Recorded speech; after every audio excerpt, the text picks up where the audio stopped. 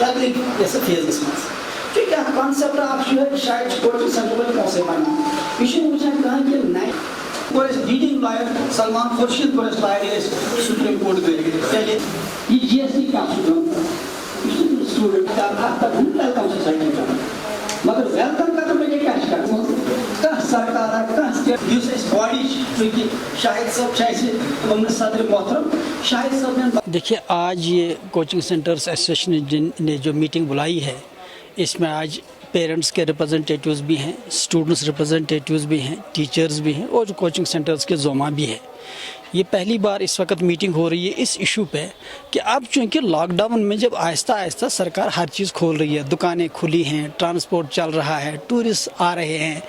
आहिस्ता आहिस्ता सारा जब खुल रहा है, तो क्या वजह है कि एजुकेशन के ताल्लुक से सरकार कोई सिंसियर डिसीजन, कोई रीज़नेबल लॉजिकल डिसीजन क्यों नहीं लेती है।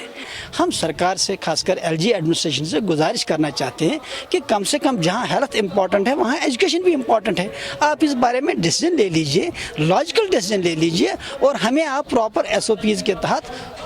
कोचिंग सेंटर्स और स्कूल खोलने की इजाज़त दे दीजिए। हम batch wise, shift wise, day wise, gender wise